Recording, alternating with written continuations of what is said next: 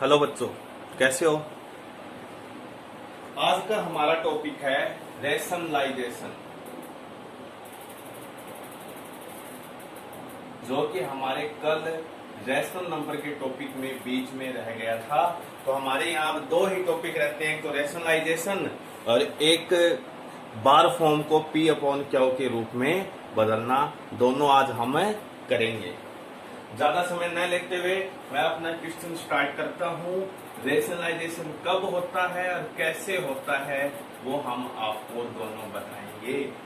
जब P upon Q आज के रूप में हो और क्यू पे कोई रूट में वैल्यू हो, क्यू में जब कोई रूट पे वैल्यू, जैसे √7 आ गया माइनस √3 आ गया, चाहे √7 पे रूट हो 3 पे ना हो, नीचे रूट की वैल्यू आ गई, तो इसका मतलब हमें यहाँ क्या करना है, रेशनलाइजेशन करना है।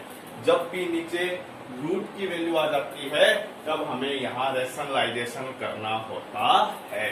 तो अब हम सबसे पहले रेशनलाइजेशन करेंगे और रेशनलाइजेशन करने के लिए हमें कुछ नहीं करना होता, बिल्कुल आसान है। मल्टीप्लाई का साइन लगाया और अगर यहाँ माइनस है तो इसको प्लस कर लो, और प्लस है तो माइनस करके इसी से तो मल्टीप्लाई कर देंगे और इसी से डिवाइड कर देंगे। तो हमने देखा ये माइनस था, हमने इसको प्लस करके इसी से मल्टीप्लाई कर दिया और इसी से डिवाइड कर दिया।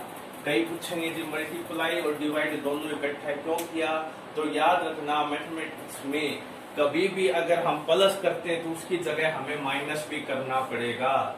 माइनस करते हैं तो प्लस, मल्टीप्लाई करते हैं तो डिवाइड और डिवाइड करते हैं तो मल्टीप्लाई करना पड़ेगा। अपनी तरफ से हम कुछ भी ऐड, सब्ट्रैक्ट, मल्टीप्लाई, डिवाइड नहीं कर सकते। तो हम माइनस था, हमने प्लस करके मल्टीप्लाई और डिवाइड कर दिया। अब कुछ नहीं करना, हमें मल्टीप्लाई आती है, ऊपर वाले की मल्टीप्लाई ऊपर वाले के साथ, नीचे वाले की मल्टीप्लाई नीचे वाले के साथ। ऊपर वाले की करूंगा मल्टीप्लाई का तो रूल आपको पता है, 1 की करूंगा मैं √7 प्लस √3 के साथ में तो सेम का सेम रहेगा, क्योंकि 1 से मल्टीप्लाई करने पर किसी भी संख्या को वो सेम का सेम रहता है। अब बात यहाँ पे आती है नीचे वाले यानी कि डिनोमिनेटर की, क्यू के फॉर्म वाले की। तो बच्चों हम यहाँ देखेंगे कि हमेशा रेशनलाइजेशन पे नीचे हमेशा आइडेंटिटी बनती है x minus y, x plus y. हमेशा याद रखना नीचे क्या आइडेंटिटी बनेगी, x minus y, x plus y. देखो x x y y same है, बस एक माइनस का है एक प्लस का है। तो यहाँ हमारी आइडेंटिटी बन जाएगी x² माइनस y²। x क्या है यहाँ √7, x का स्क्वायर माइनस y²। क्लियर है बच्चों। अब हम आगे बढ़ते हैं। ऊपर वाले को सॉल्व करने की आवश्यकता नहीं है क्योंकि ये तो सेम का सेम रहेगा। मल्टीप्लाई जो करनी थी वो हमने कर दी।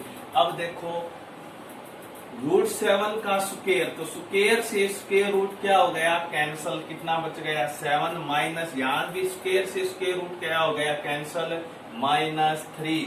और बाई चांस अगर यहाँ स्क्वायर रूट नहीं होता तो इसका हमें स्क्वायर कर देते। ये तो हमारा बेसिक नियम है। अब देखो ऊपर क्या है, √7 प्लस में √3 अपॉन में 7 माइनस 3 4। ये हमारा हो गया रेशनलाइजेशन। ये हमारा हो गया rationalisation. Rationalisation of denominator, Hindi में कहते हैं प्रीमेयकरण, हर का प्रीमेयकरण। ठीक है बच्चों। अब यानी इस बात का हमें ध्यान रखना है कि नीचे हमेशा x minus y, x plus y की आइडेंटिटी लगाएंगे। अब रेशनलाइजेशन करने से संख्या पे क्या फर्क हुआ कि जो नीचे रूट की वैल्यू थी वो समाप्त होके एक नॉर्मल वैल्यू हमारे पास आ गई।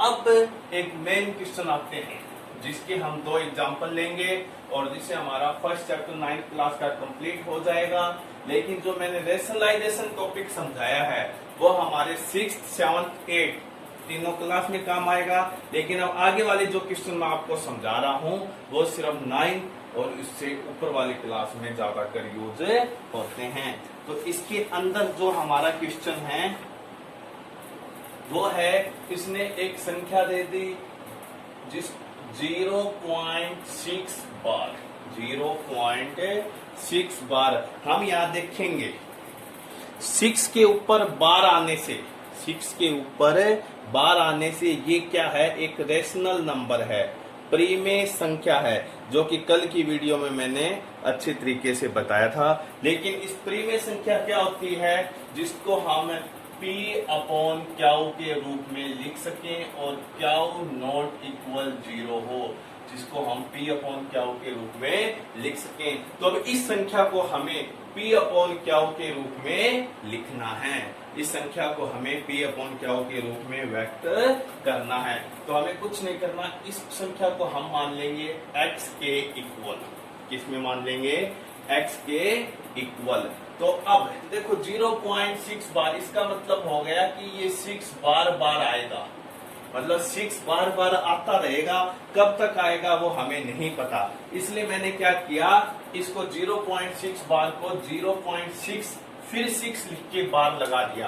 कोई फर्क नहीं पड़ा क्योंकि 6 को बार बार आना ही है। और इसको मैं हमारी इक्वेशन मान लेता हूं फर्स्ट, इसको हमारी इक्वेशन मान लेता हूं फर्स्ट। और इक्वेशन फर्स्ट मानने से पहले एक कंडीशन और देखनी है। जो संख्या हमें गिवन है, गिवन तो हमें ये है, इसको हमने बदला है, जो संख्या हमें गिवन है उस संख्या में पॉइंट के जस्ट बाद बार होना चाहिए, पॉइंट के जस्ट बाद बार होना चाहिए। तो देखो 0.6 के जस्ट बाद क्या आ गया, बार।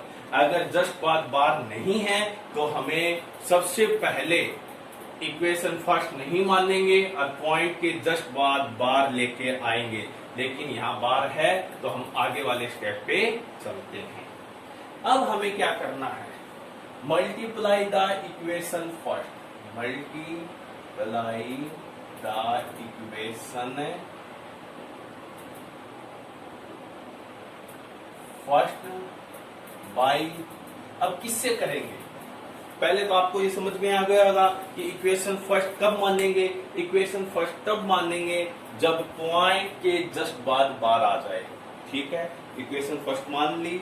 अब मल्टीप्लाई किससे करेंगे, अब देखो बार कितनी संख्या पर है, अगर बार एक संख्या पे है तो 10 से मल्टीप्लाई कर देंगे यानी कि 10 से। अगर बार 2 नंबर पर है तो 100 से, 3 से है तो 1000 से, 4 है तो 10,000 से। तो आगे ना बात क्लियर है कि अब देखो कितने के ऊपर बार है, 6 पे, यानी कि 1 संख्या पे, 1 डिजिट पे। तो इसको मल्टीप्लाई किससे कर दूंगा मैं, 10। Multiply equation first by 10। अब करो, x को 10 से करूंगा तो क्या होगा, 10x, x को 10 से करूंगा 10x। अब मल्टीप्लाई करते समय जो हमने संख्या को नया रूप दिया है इससे करेंगे। हम इस बार को भूल जाते हैं एक बार, यानी कि हम 0.66 की मल्टीप्लाई 10 से करेंगे तो हमें पता है ये 66 अपॉन में क्या है, 100 मल्टीप्लाई 10। कैसे भाई, पॉइंट के बाद में 2 संख्या है, पॉइंट के बाद में 2 संख्या तो हमने नीचे 2 जीरो लगा ली, एक ये कट हो गया तो ये क्या बन गया, 6.6। क्या बन गया ये, 6.6। अब मल्टीप्लाई करने के बाद में हमारा ये आ गया 6.6। लेकिन अगले 6 पे हमारे पास क्या है, बार, तो हमने वापस क्या लगा दिया, बार। अब इक्वेशन है second.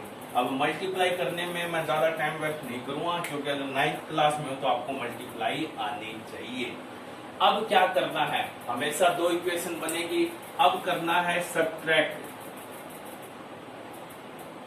Subtract equation first from equation second, यानी सेकंड से फर्स्ट को माइनस करेंगे। करो, 10x में से हम माइनस करेंगे x को, और इसी प्रकार 6.6 बार को माइनस करेंगे 0.6 बार में से। अब देखो 10x में से x माइनस किया तो 9x। अब यहाँ देखो पॉइंट के नीचे क्या आना चाहिए, हमेशा पॉइंट। तो ये पॉइंट के नीचे पॉइंट, पॉइंट से पहले 0 और पॉइंट के बाद में 6 बार। अब माइनस करेंगे तो 6 बार माइनस 6 बार 0 6, तो हमारा आंसर आ जाएगा 6.0। पॉइंट के बाद में केवल 0 हो तो लगाने की आवश्यकता नहीं है। अब 9 कहाँ है, मल्टीप्लाई में, तो इस साइड जाके डिवाइड में, तो x की वैल्यू आ गई 6/9। इसको और भी शॉर्ट फॉर्म में आप लिख सकते हो कि 3 2 जा 6, 3 3 जा 9। ठीक है बच्चों। अब एक इससे थोड़ा सा मुश्किल और इंपॉर्टेंट क्वेश्चन आपको और करवा देता हूं।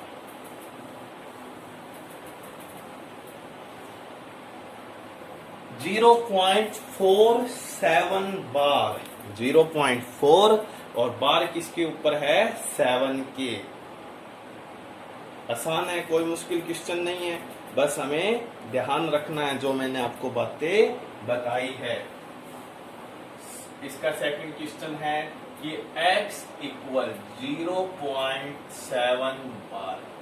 क्या मैं इसको इक्वेशन फर्स्ट मान लूं? पीछे वाले क्वेश्चन में जो मैंने बात बताई थी उसके हिसाब से क्या मैं इसको इक्वेशन फर्स्ट मान सकता हूं? नहीं मान सकता, क्योंकि इक्वेशन फर्स्ट कब मानूंगा, जब पॉइंट के जस्ट बाद बार आ जाए। लेकिन यहाँ पॉइंट के जस्ट बाद बार नहीं है, बल्कि एक संख्या छोड़ के है, एक संख्या छोड़ के है। तो मैं सबसे पहले जो संख्या के ऊपर बार नहीं है उस संख्या को इस साइड में लेके आऊंगा, ठीक है। और 4 को इस साइड, हमेशा ध्यान रखना, एक संख्या को पॉइंट से इस साइड लाने के लिए एक 0 से मल्टीप्लाई करता हूं, यानी किससे मल्टीप्लाई करूंगा, 10 से। मान लो ये है, मेरे बड़ा एग्जांपल ले लेता हूं मैं 6। मेरे को 69 इस साइड में लेके आना है, तो ये कितनी संख्या है, 2। तो इसको मैं किससे मल्टीप्लाई करूंगा, 20 यानी 100 से। तीनों को लेके आना है तो 30 यानी 1000 से। अकेले इस 6 को लेके आना तो मल्टीप्लाई किससे करूंगा मैं, ओनली 10 से। ये बात हमने कई बार पहले वीडियो में बता रखी है, वो आपको ध्यान रखना है। तो मैं सबसे पहले किससे मल्टीप्लाई करूंगा, 10 से। तो इसको करूंगा मल्टीप्लाई बाई 10, मल्टीप्लाई बाई 10 करो, तो ये हो जाएगा 10x और ये हो जाएगा 4.7 बार, जिसको मैं ये भी लिख सकता हूँ 4.77 बार। अब इसको मैं क्या मान सकता हूँ, इक्वेशन फर्स्ट। क्यों? क्योंकि अब पॉइंट के जस्ट बाद बार आ गया। यहां से हमारा क्वेश्चन शुरू होता है, पॉइंट के जस्ट बाद बार आ गया। तो हम यहाँ देखेंगे, यहाँ भी, और ये हमने एक बार लिखना होता है कि 4.7 बार यानी 7 बार बार आता रहेगा। तो एक बार 7 लिखा, फिर 7 के ऊपर हमने बार लगा दिया। क्लियर है? अब देखो, अब किससे मल्टीप्लाई करूंगा इक्वेशन फर्स्ट को, multiply the equation first by किससे, जितनी संख्या के ऊपर बार है। कितनी संख्या के ऊपर बार है, एक संख्या के ऊपर, 1 डिजिट के ऊपर बार है। तो 1 डिजिट के लिए किससे करूंगा, 10 से मल्टीप्लाई करूंगा। करो, 10x की 10 से करूंगा, ये हो जाएगा 100x। और 4 पॉइंट, अब मल्टीप्लाई इससे करता हूं 4 पॉइंट। जैसे कि मैंने यहाँ एक 0 से मल्टीप्लाई की, तो एक ही अक्षर यानी 1 डिजिट हमारा पॉइंट से इस साइड में आ गया। इसी प्रकार अब 1 0 से मल्टीप्लाई और करूंगा तो 7 हमारा इस साइड में आ जाएगा, ये बन जाएगा 47.7 बार। इक्वेशन है सेकंड। अब क्या है, subtract the equation first from second, subtract equation first from second. करो, सेकंड में हमारा क्या, 100x माइनस 10x, और इस साइड में क्या है, 47.7 बार माइनस 4.7 बार। अब करो, 100 में से 10 गए, 90x इक्वल, ये हो जाएगा 47.7 बार, पॉइंट के नीचे पॉइंट के बाद में 7 बार, पहले 4, 7 बार माइनस 7 बार 0, 47 अपॉन में 4 कितना हो जाएगा 43, तो ये आ जाएगा 43.0, और पॉइंट के बाद 0 लगाएं या न लगाएं कोई भी फर्क नहीं पड़ता। अब देखो ये 90 कहाँ है मल्टीप्लाई में, इस साइड आके डिवाइड में। अब इस संख्या को भी हमने P अपॉन क्यू के रूप में लिख दिया, इस संख्या को भी हमने P अपॉन क्यू के रूप में लिख दिया। तो इस प्रकार ये जो हमारी बार वाली संख्या है उसको हम रेशनल नंबर यानी प्रीमेय संख्या यानी कि P अपॉन क्यू के रूप में लिखना होता है। तो ये दो ही प्रकार के हमारे क्वेश्चन आते हैं 9th क्लास में, जो कि मैंने आपको बता दिए। बिल्कुल ध्यान से करना है आपको, एक दो बार देखोगे वीडियो को तभी समझ में आएगा। फिर भी दिक्कत रहती है तो मेरा कॉन्टैक्ट नंबर हमेशा मैं वीडियो में रखता हूँ और मैं कॉन्टैक्ट नंबर लिख भी देता हूँ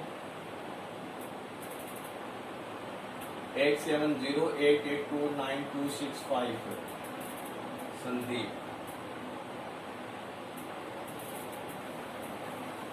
क्योंकि ये जो हमारी वीडियो सिर्फ हमारा स्कूल ही नहीं देखता, कई स्कूल देखते हैं, इसलिए मैंने कॉन्टैक्ट नंबर भी अपना लिख दिया। धन्यवाद।